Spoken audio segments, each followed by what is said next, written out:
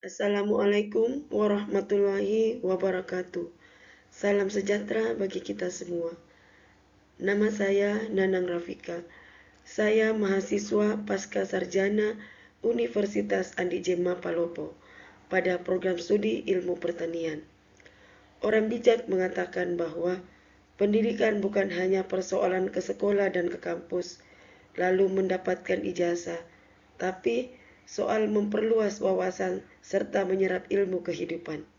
Dan pada kesempatan hari ini, saya akan mempresentasikan dan sharing kepada rekan-rekan. Mudah-mudahan bisa menambah wawasan kita pada hari ini. Baiklah, pada hari ini saya akan mempresentasikan sebuah jurnal dengan judul Peran Pemangkasan Pohon Peneduh dalam Sistem Agroforestry Kakao, Manfaat Agronomi dan Ekonomi. Jurnal ini ditulis pada tahun 2023 dan ditulis oleh Laura. Abstrak pada jurnal penelitian ini adalah sistem agroforestry kakao dipromosikan sebagai alternatif yang lebih ramah lingkungan dibandingkan monokultur. Namun, dalam prakteknya, pemangkasan pohon peneduh jarang dilakukan oleh petani. Padahal, pemangkasan penting untuk menjaga produktivitas kakao. Penelitian ini bertujuan untuk mengetahui pengaruh pemangkasan pohon peneduh terhadap hasil kakao serta dampak ekonominya bagi petani. Penelitian ini dilakukan di 4 lokasi petani kakao di Bolivia dengan membandingkan petak yang dipangkas dan yang tidak dipangkas, di mana hasil penelitian menunjukkan bahwa pemangkasan pohon peneduh meningkatkan hasil kakao secara signifikan. Hal ini terjadi karena meningkatnya pembungaan dan jumlah polong, bukan karena berkurangnya serangan hama dan penyakit. Selain aspek agronomi, penelitian ini juga menganalisis aspek ekonomi melalui perhitungan beberapa skenario peningkatan hasil, di mana hasilnya menunjukkan bahwa kemampuan petani untuk menutupi biaya pemangkasan sangat tergantung pada tingkat hasil awal. Pada kebun dengan hasil rendah, pemangkasan belum menguntungkan, sedangkan pada kebun dengan hasil tinggi, pemangkasan dapat meningkatkan keuntungan.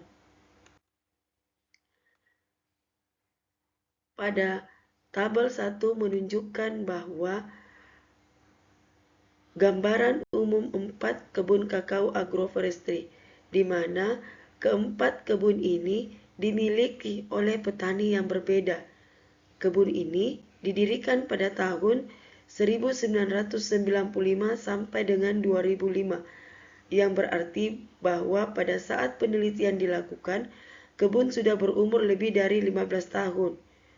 Lokasi kebun berada pada ketinggian 420 sampai dengan 687 mdpl. Perbedaan ketinggian ini dapat mempengaruhi kondisi lingkungan. Kemudian, luas petak kebun yang mendapatkan perlakuan pemangkasan antara 1957 sampai dengan 3028 meter bujur sangkar, di mana setiap petak yang dipangkas dibandingkan dengan petak yang tidak dipangkas. Kepadatan pohon peneduh antara 179 sampai dengan 498 pohon per hektar. Hal ini menunjukkan bahwa sistem agroforestry bersifat rapat.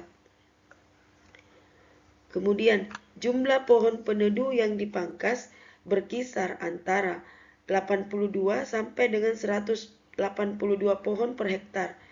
Sebagian pohon yang sudah ditebang sepenuhnya, yaitu sekitar 5 sampai dengan 120 pohon per hektar, terutama pada kebun dengan kepadatan yang sangat tinggi, di mana penebangan ini bertujuan untuk mengurangi naungan berlebih dan memperbaiki sirkulasi cahaya serta udara. Dari gambar tabel di atas dapat disimpulkan bahwa pengelolaan pohon naungan dilakukan secara adaptif sesuai kondisi masing-masing lahan, baik dari segi umur kebun, ketinggian lokasi, maupun kepadatan pohon. Variasi pengelolaan ini sangat penting karena berpengaruh langsung terhadap kondisi mikroklimat, efisiensi pemanfaatan sumber daya, dan produktivitas tanaman utama. Kemudian, pada gambar diagram 2, pada gambar A menunjukkan bahwa hasil kakao kering pada kebun yang dipangkas jauh lebih tinggi dibandingkan kebun yang tidak dipangkas. Hal ini menegaskan bahwa pemangkasan pohon peneduh berperan penting dalam meningkatkan produksi kakao.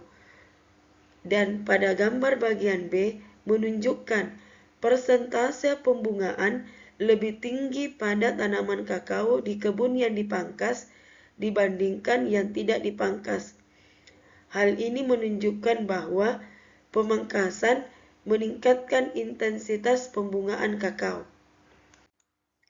Kemudian, pada gambar bagian C menunjukkan jumlah total polong yang terbentuk terdiri atas polong sehat, polong terinfeksi, dan polong yang gugur.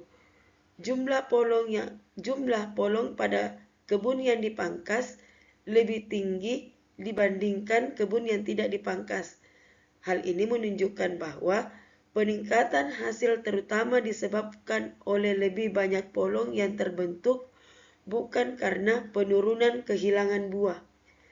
Pada gambar bagian D menunjukkan proporsi polong matang berdasarkan kondisi kesehatan. Hal ini menunjukkan bahwa tidak ada perbedaan signifikan antara kebun yang dipangkas dan yang tidak dipangkas. Artinya, pemangkasan tidak meningkatkan maupun menurunkan tingkat serangan hama dan penyakit pada polong kakao. Jadi, secara keseluruhan, gambar ini menunjukkan bahwa pemangkasan pohon peneduh meningkatkan hasil kakao melalui peningkatan pembungaan dan jumlah polong, tanpa mempengaruhi secara signifikan tingkat serangan hama dan penyakit. Dengan demikian, pemangkasan merupakan praktek agronomis yang efektif untuk meningkatkan produktivitas kakao dalam sistem agroforestry. Kemudian, pada gambar diagram 3, yaitu pada bagian A, yaitu premium price yang terdiri atas minimum yield, yang menunjukkan bahwa tanpa pemangkasan masih menghasilkan pendapatan bersih positif kecil, di mana semua tingkat pemangkasan menghasilkan pendapatan negatif. Jadi dapat disimpulkan bahwa pada kondisi ini hasil panen rendah, pemangkasan tidak layak secara ekonomi, meskipun harga jual premium karena biaya pemangkasan lebih besar dari tambahan pendapatan. Kemudian pada mean yield menunjukkan bahwa semua perlakuan memberikan pendapatan bersih positif, di mana pendapatan meningkat seiring peningkatan intensitas pemangkasan, dan dapat disimpulkan bahwa pada hasil panen rata-rata, pemangkasan mulai menguntungkan terutama pada intensitas tinggi. Kemudian pada maksimum yield menunjukkan bahwa semua pemangkasan menghasilkan pendapatan sangat tinggi, di mana semakin tinggi tingkat pemangkasan, semakin besar pendapatan bersih. Jadi dapat disimpulkan bahwa pada hasil panen tinggi dan harga premium, pemangkasan sangat layak dan optimal secara ekonomi.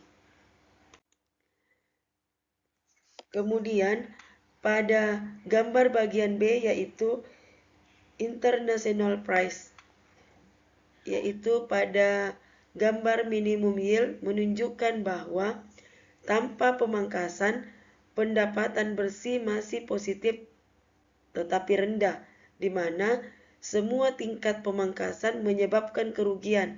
Jadi dapat disimpulkan bahwa pada harga internasional dan hasil rendah, pemangkasan sangat tidak direkomendasikan. Kemudian, pada mean yield, semua perlakuan masih memberikan pendapatan positif. Namun, keuntungan jauh lebih rendah dibanding harga premium. Jadi dapat disimpulkan bahwa pemangkasan masih layak, tetapi keuntungan ekonominya terbatas. Kemudian pada maksimum yield menunjukkan bahwa pendapatan bersih tinggi pada semua perlakuan, di mana intensitas pemangkasan yang lebih tinggi meningkatkan pendapatan. Jadi dapat disimpulkan bahwa pada hasil panen tinggi, pemangkasan tetap menguntungkan meskipun harga internasional lebih rendah. Jadi pada gambar diagram 3 menunjukkan bahwa keuntungan ekonomi pemangkasan sangat bergantung pada tingkat hasil awal dan harga kakao.